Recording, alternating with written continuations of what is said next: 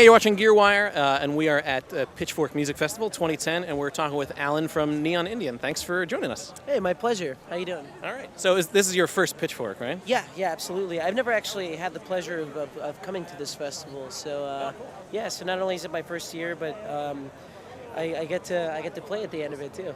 Very cool. So I want to talk about how the sort of Neon Indian project started. What was the genesis of it for you? Well, it's kind of funny because it initially started when I had this dream that I had taken acid with my ex-girlfriend, and right as it was kicking in was when I woke up, which made for the most incredibly bizarre, disorienting morning. So I texted her, is this like a casual little anecdote? And she responded, oh, well, is that something that you'd like to do? So we were supposed to set aside some time over the holiday break to do that, but I got stuck in another city and I wasn't able to see her, so I felt kind of bad, and like a month later, I wrote this, kind of tongue-in-cheek apology that was totally, based more on like similar influences that we had in high school, like listening to Magnetic Fields, like Holidays era type stuff, or like Ariel Pink or John Moss, and a lot of these kind of more, sort of bizarre, I guess, like AM radio kind of synth vibes.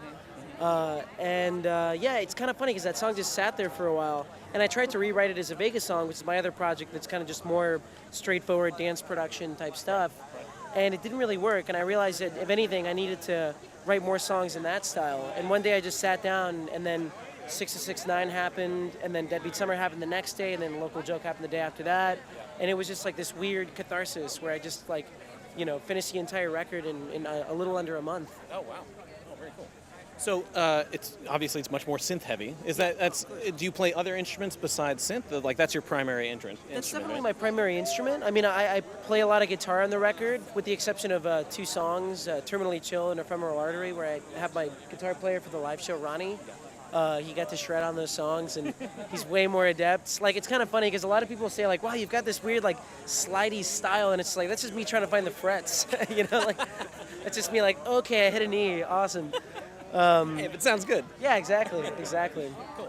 So, when you're working with synths, do you work with plugins at all, when you're composing, or is it you try to stick to analog stuff? I try to, yeah. There was, when I started, I definitely, was kind of playing around with a lot of soft synths and VSTs, especially because the first program I really learned how to use was Reason, and then after that it was like Ableton and, everything that's kind of come from there.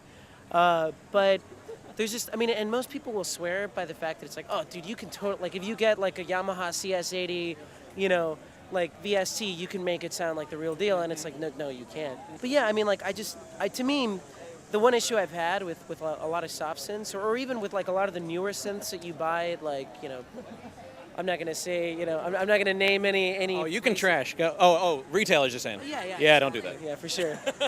Especially a lot of the, the synths that you buy now that are kind of more digital based, they're all incredibly predictable, and they kind of have the same sort of. It's not necessarily a stale sound, but it's so perfect and finite. It doesn't really leave a lot of room for spontaneity. So it's like, why would I want to use a VST for like a Korg MS-20 when I can patch the real thing, and then halfway through the song it just goes out of tune for a second, and there's this crazy LFO that happens, and to me, that's kind of like half the charm of making music for me, is that it's this very intuitive, unstable process. And I like the fact that, a sound or like a certain synth patch will slowly change and evolve throughout the course of the song until by the end of it, it no longer even resembles itself, and it kind of fit more with the aesthetic of Neon Indian anyways, given that I wanted to, sort of find a way to show, or like have like an audio representation of the way in which memories kind of decay and change over time, and you amplify certain details and other things go into the background, and the more you revisit something, it's like a tape. It's like you wear the copy of it, right, it's lossy. Exactly. So it's like organic, right? Exactly, and I think that analog synths definitely have that quality to it, and it definitely, I don't know. I think especially when something just comes with like 3,000, saved patches on it, it also sort of defeats the purpose of really learning how to use the instrument, Right. But yeah, most of Psychic Chasms was all done on Prophet synths, whether like the new Dave Smith, like Prophet 08, or like the older like 6-track Prophet 5. Sequential Circuits was definitely like my favorite synth company of all time.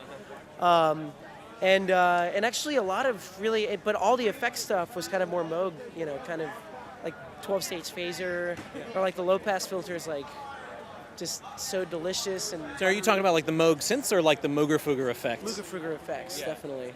Those are definitely, and actually for the live show, I've come to use a lot of those and just take them on the road. I mean, like, there's nothing bad. I mean, like, especially like when you're playing drums live for an electronic band, it's so difficult for that idea to translate and not to have it sound like just a drummer playing over like an electronic track.